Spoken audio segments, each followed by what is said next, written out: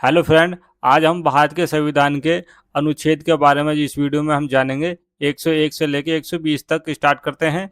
बाकी 1 से लेके 100 तक मैं अपनी पहली वीडियो में पढ़ा चुका हूं, तो आप जो है पहली वीडियो मेरी आप देख लेना। ठीक है, तो हम जो है आज अपने पार्ट 2 वीडियो स्टार्ट करते हैं।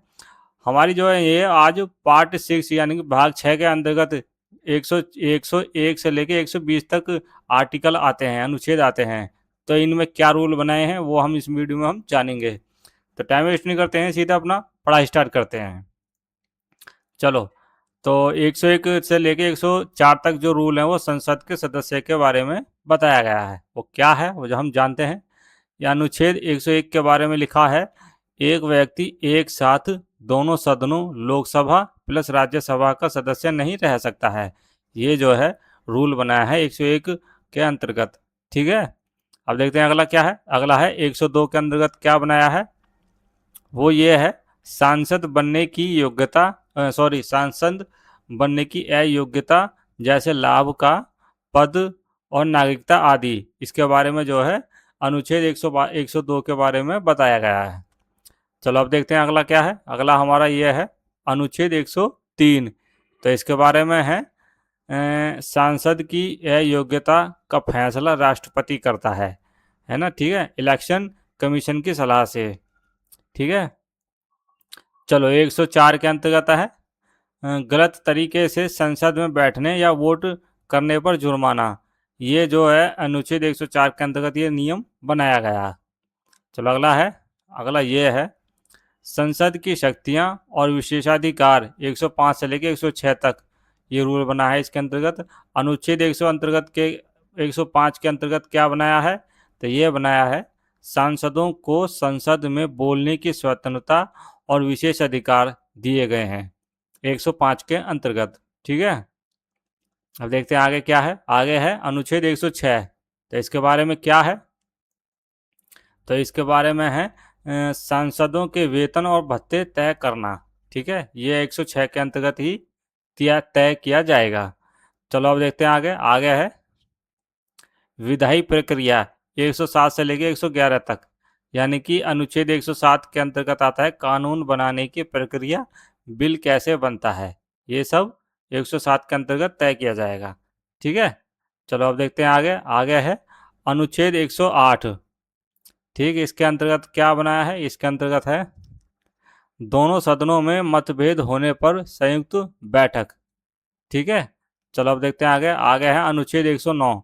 तो इसमें क्या है धन विधेयक मनी बिल सिर्फ लोकसभा में पेश होते हैं। ठीक है, और अनुच्छेद 110 में है मनी बिल की परिभाषा तय करनी। ठीक है, चलो अगला है अनुच्छेद 111 के अंतर्गत क्या रूल बनाया है, तो ये बनाया है राष्ट्रपति की मंजूरी के बाद ही बिल कानून बनता है। ठीक है, और अब देखते हैं क्या है वित्तीय कार्य 112 से लेके 117 तक, इसके अंतर्गत आते हैं।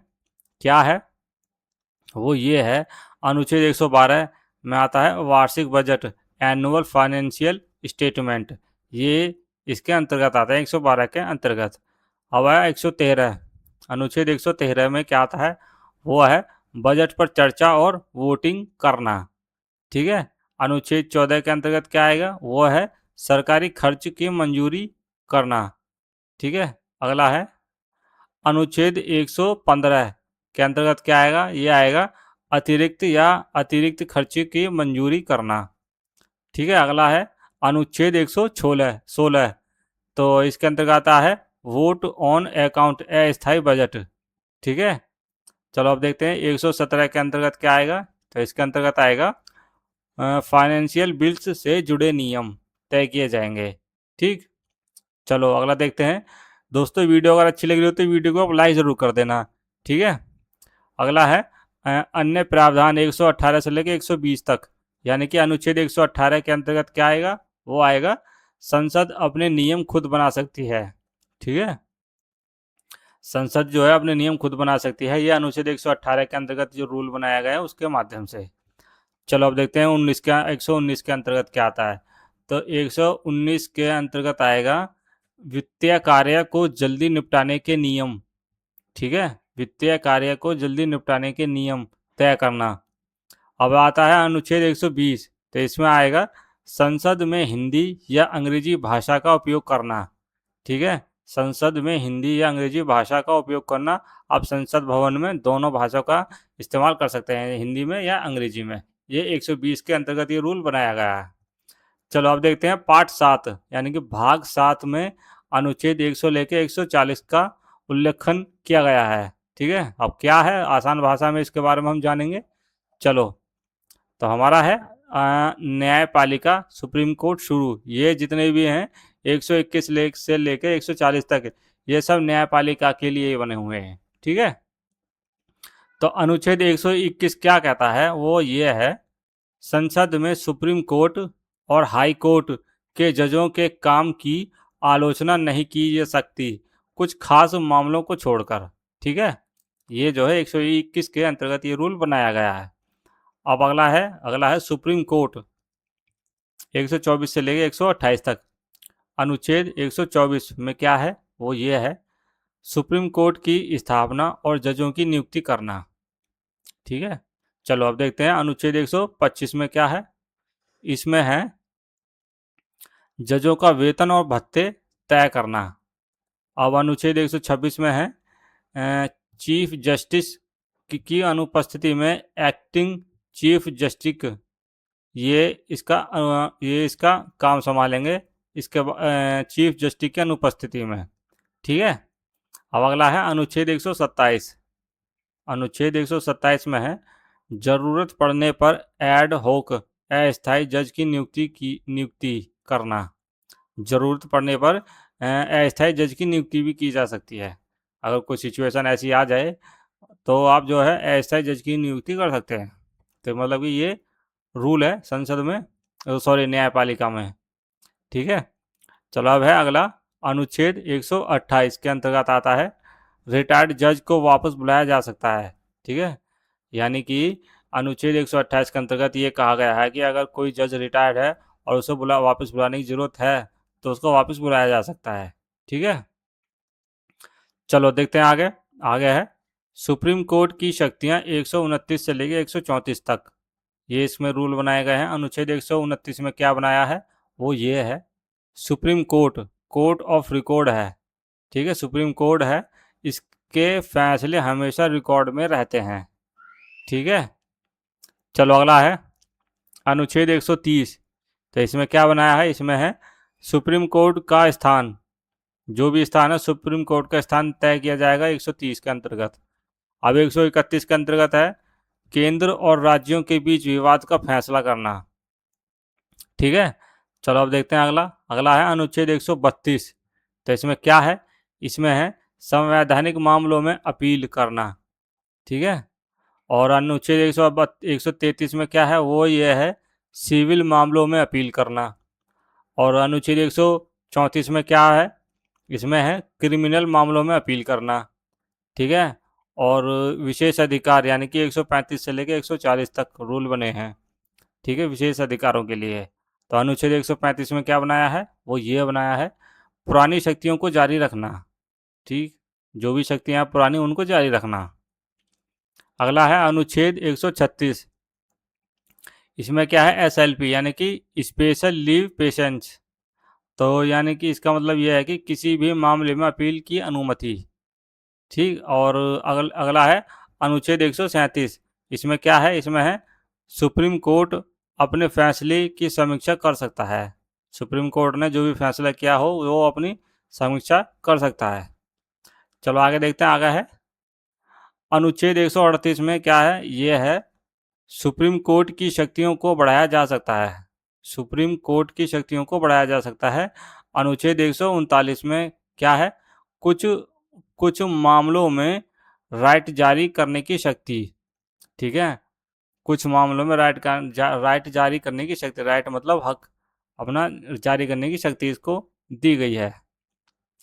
और अगला है अनुच्छेद 140। तो इसके अंतर्गत आएगा सुप्रीम कोर्ट को अतिरिक्त शक्तियां दी जा सकती हैं। ठीक है, चलो ये तो हो गए हमारा पार्ट 7 के अंतर्गत जितने भी आर्टिकल आने थे वो सब पूरे हो गए। अब हम देखते हैं पार्ट 8 यानी भाग 8 में क्या आता है। तो इसके अंतर्गत आता है, यानी कि 141 से लेकर 160 तक जो अनुच्छेद आ जाते हैं वो आते हैं पार्ट 8 में। ठीक है, तो क्या आता है इसमें भी हम चला आगे को पढ़ते हैं। तो इसमें क्या है, इसमें यह है सुप्रीम कोर्ट जारी, सुप्रीम कोर्ट के बारे में इसमें दिया हुआ है। तो अनुच्छेद 141 में क्या है, वो ये है, सुप्रीम कोर्ट के फैसले पूरे देश में लागू होते हैं। ठीक है, सुप्रीम कोर्ट जो भी फैसला लेगा वो पूरे देश में लागू होगा। चलो अब देखते हैं आगे। आगे है अनुच्छेद 142। तो इसमें क्या है, सुप्रीम कोर्ट पूर्ण न्याय कंप्लीट जस्टिस के लिए कोई भी आदेश दे सकता है। सुप्रीम कोर्ट पूर्ण न्याय के लिए कोई भी आदेश दे सकता है। ठीक है, अब अगला है अनुच्छेद 143 में क्या है, वो ये है, राष्ट्रपति किसी भी महत्वपूर्ण सवाल पर सुप्रीम कोर्ट से सलाह मांग सकता है। ठीक है, यानी कि राष्ट्रपति भी जो है किसी भी महत्वपूर्ण सवाल पर सुप्रीम कोर्ट से सलाह ले सकता है अगर ज़रूरत है तो। और अब देखते हैं अगला। अगला है अनुच्छेद 144 में क्या है, वो ये है, सभी सरकारी अधिकारी सुप्रीम कोर्ट के आदेश मानने के लिए बाध्य हैं। ठीक है, तो ये रूल बनाया गया है। चलो अब देखते हैं आगे। आगे है यानी कि अनुच्छेद 145। इसके अंतर्गत क्या है, इसके अंतर्गत है, सुप्रीम कोर्ट अपने नियम खुद बनाता है। सुप्रीम कोर्ट जो है ना अपने नियम खुद बनाएगा। चलो अगला है अनुच्छेद 146 में क्या आएगा, वो ये है, सुप्रीम कोर्ट के कर्मचारियों की नियुक्ति करना। वो अनुच्छेद 146 के अंतर्गत होंगे। अनुच्छेद 147 में क्या होगा, वो ये होगा, संविधान की व्याख्या से जुड़े प्रावधान होंगे। ठीक है, चलो आगे देखते हैं। आगे है हाई कोर्ट 148 और 158 तक। अनुच्छेद 148 में क्या है, वो ये है, भारत के नियंत्रक एवं महालेखा परीक्षक CAG की नियुक्ति करना। ठीक है, अब है अनुच्छेद 149। तो इसमें क्या है, इसमें है CAG के कार्य और शक्तियाँ। ठीक है, CAG के कार्य और शक्तियों का इसमें नियम बनाया गया है। अब है अनुच्छेद 150। इसमें क्या है, सरकारी खातों का फॉर्मेट तैयार करना। ठीक है, और अनुच्छेद 151 में है, CAG की रिपोर्ट राष्ट्रपति राज्यपाल को दी जाती है। ये इसमें रूल बनाया गया है। अब है अगला हाई कोर्ट शुरू, यानी कि अनुच्छेद 152 में है, राज्य की परिभाषा, पार्ट राज्य की परिभाषा के लिए। ठीक है, चलो अगला है अनुच्छेद 153। तो इसमें क्या है, हर राज्य में एक राज्यपाल होगा। ठीक है, हर राज्य में एक राज्यपाल होगा। चलो अब देखते हैं आगे क्या है। आगे है अनुच्छेद 154। तो इसमें क्या दिया गया है, इसमें दिया गया है ये है कि राज्य की कार्यपालिका शक्ति राज्यपाल के पास होती है। ठीक है, और अनुच्छेद 155 में है, राज्यपाल की नियुक्ति राष्ट्रपति करता है। राज्यपाल की जो नियुक्ति है वो राष्ट्रपति करेगा। ये एक अनुच्छेद 155 के माध्यम से। ठीक है, आप देखते हैं अनुच्छेद 156 में क्या है। तो 156 में है, राज्यपाल का कार्यकाल 5 साल, लेकिन राष्ट्रपति की इच्छा पर, वैसे तो 5 साल तय की हुई है, ये रूल है 5 साल तक। अगर राष्ट्रपति की इच्छा हो कि उसे कम किया जाए या कम किया जाए तो वो उसको कम कर सकता है। ठीक है, अब है अगला अनुच्छेद 157। अनुच्छेद 157 में है, राज्यपाल बनने की योग्यता। इसमें राज्यपाल बनने के लिए क्या योग्यता होनी चाहिए, वो 157 के अंतर्गत रूल बनाया गया है।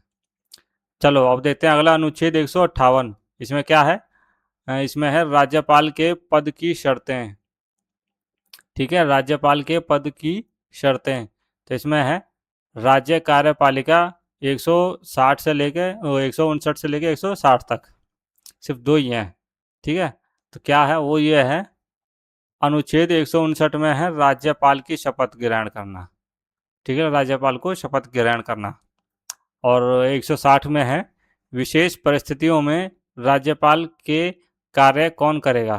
ठीक है, 160 के अंतर्गत दिया गया ये है कि अगर राज्यपाल के विशेष परिस्थितियों में राज्यपाल के कार्य कौन करेगा। चलो ये तो हो गया पार्ट 8 हमारा पूरा। अब है हमारा पार्ट 9। इसमें आएंगे 161 से लेके 180 अनुच्छेद। तो इसमें क्या है ये, इसके बारे में हम अच्छे से जानेंगे। तो ये है कि राज्य कार्यपालिका के बारे में इसमें दिया गया है।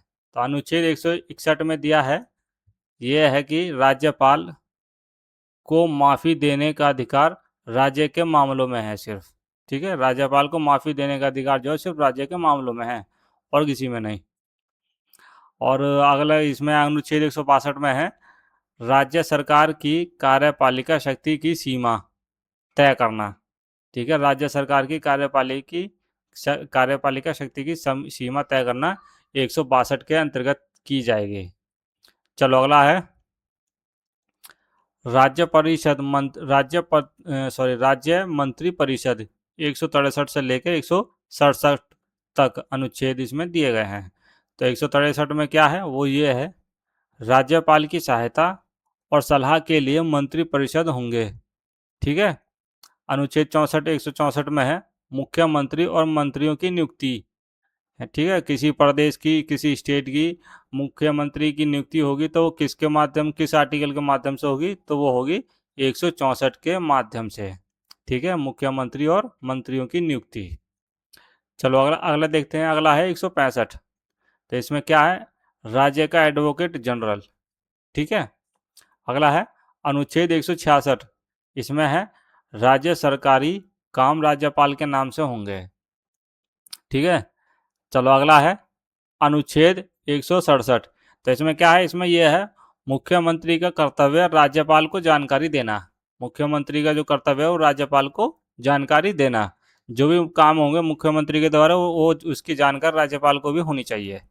ठीक है, ये 167 के अंतर्गत ये रूल बनाया गया है।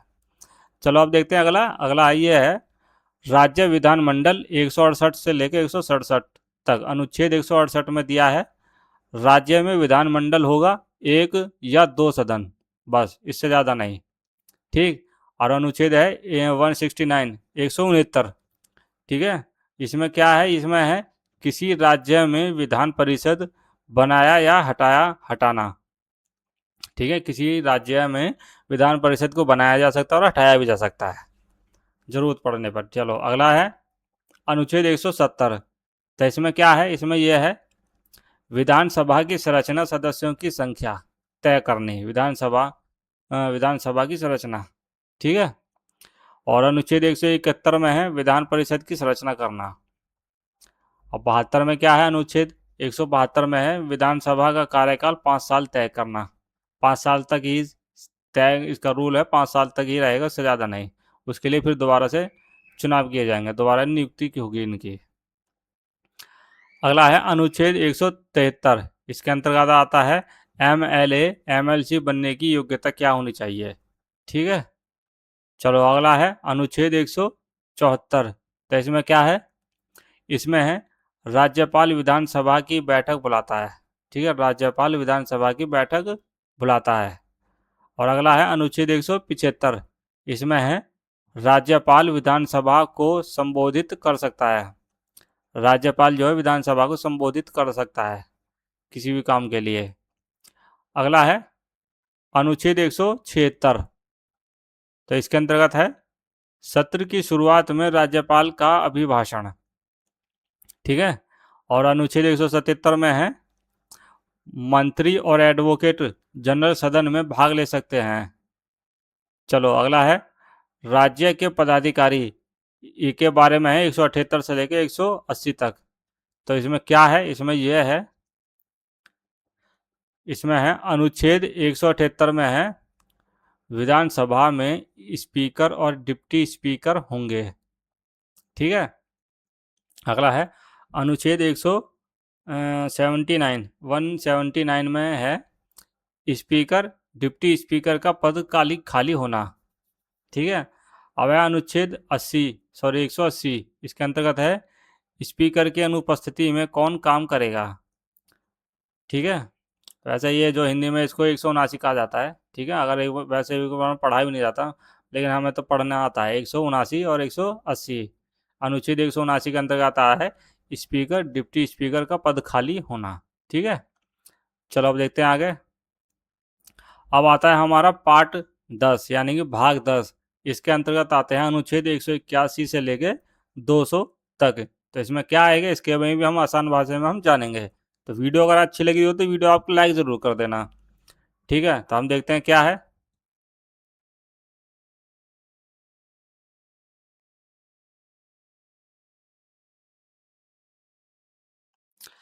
चलो इसमें देखते हैं क्या आता है। इसमें है राज्य के पदाधिकारी जारी, इसके बारे में लिखा हुआ है राज्य के पद के बारे में। ठीक है, तो अनुच्छेद 181 में क्या है वो ये है, स्पीकर डिप्टी स्पीकर के खिलाफ प्रस्ताव के समय वे अध्यक्षता नहीं करेंगे।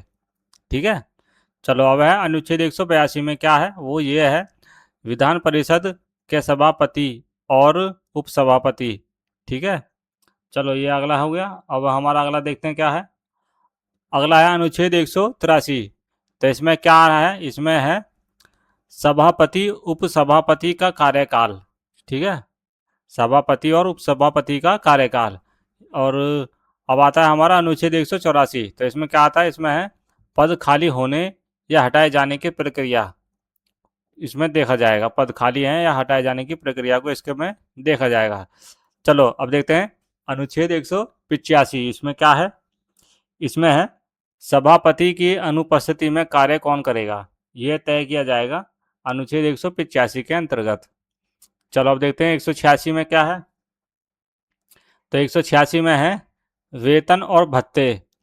ठीक है, इसमें वेतन और भत्ते तय किए जाएंगे। चलो अब देखते हैं अगला। अगला ये है राज्य विधानमंडल की कार्यवाही 187 से लेकर 194 तक। अब 187 में क्या है वो ये है, राज्य की विधानमंडल का सचिवालय होना।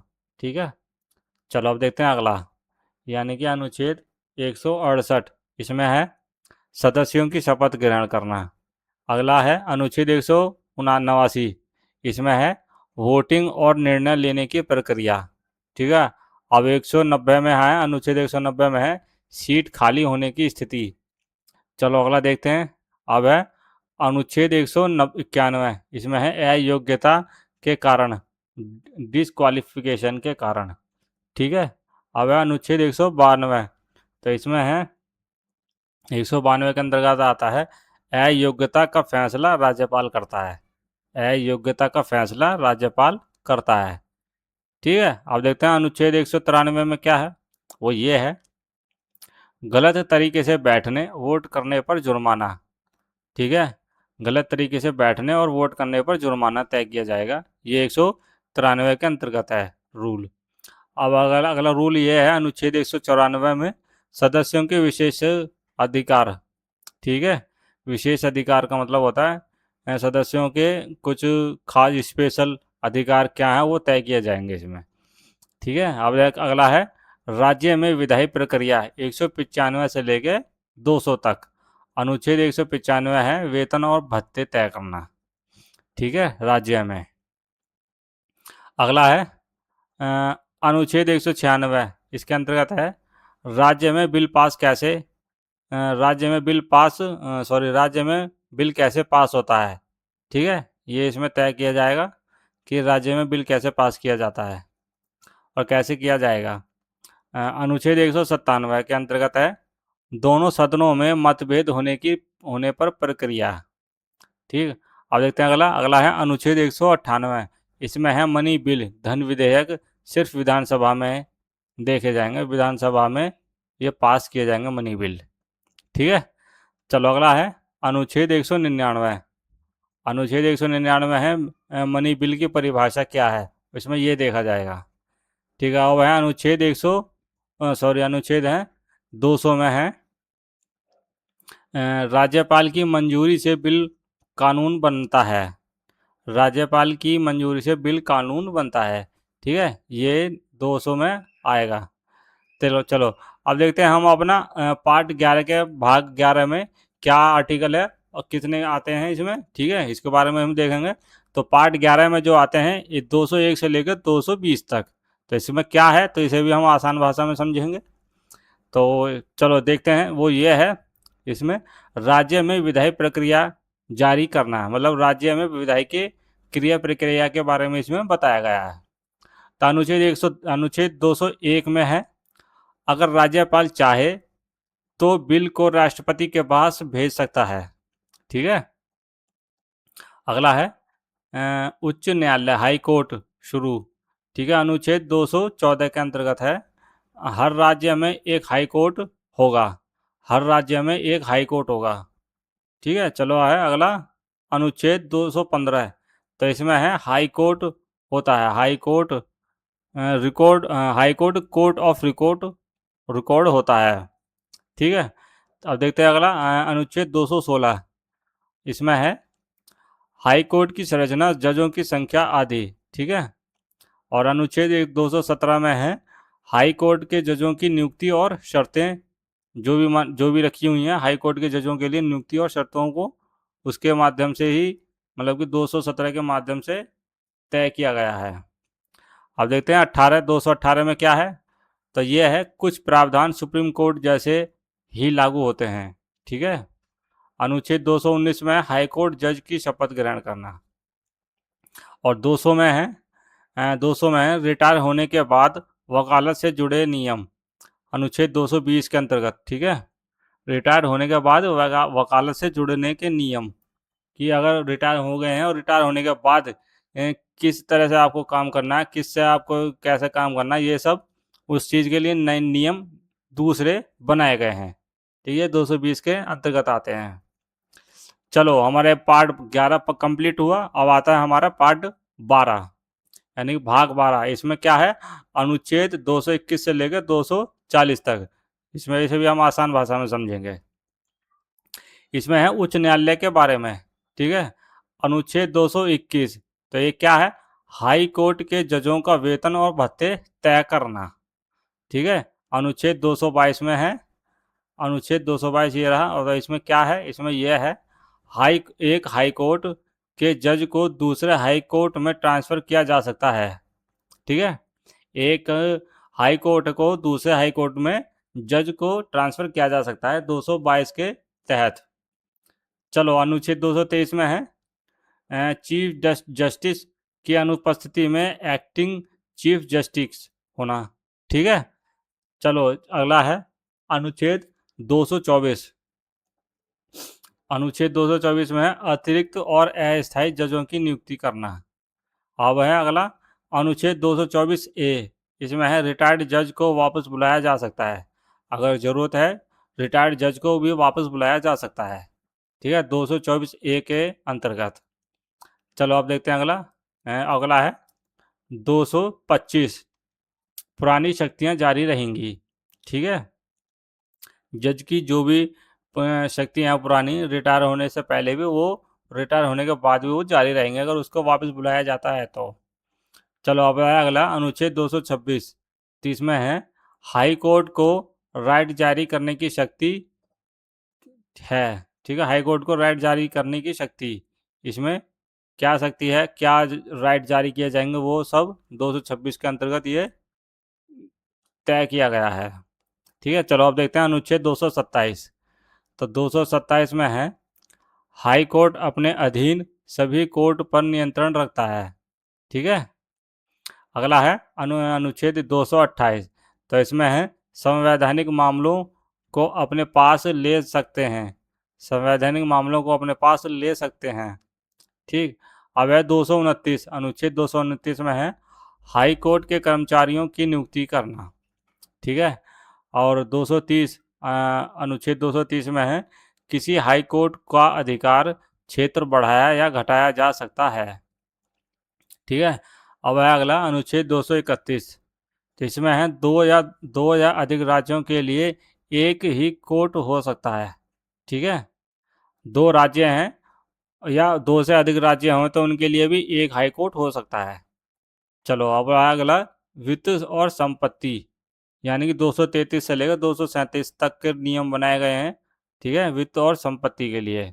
तो अनुच्छेद 233 में क्या है, वो ये है जिला जजों की नियुक्ति करना। ठीक, 234 में है अन्य न्यायिक अधिकारियों की नियुक्ति करना। ठीक है, और 235 में है निचली अदालतों पर हाई कोर्ट का नियंत्रण करना। ठीक है, अब हम देखेंगे अगला अनुच्छेद 236। तो इसमें है जज और न्यायिक सेवा की परिभाषा। और अनुच्छेद 237 में है कुछ क्षेत्रों में न्यायिक सेवा लागू करना।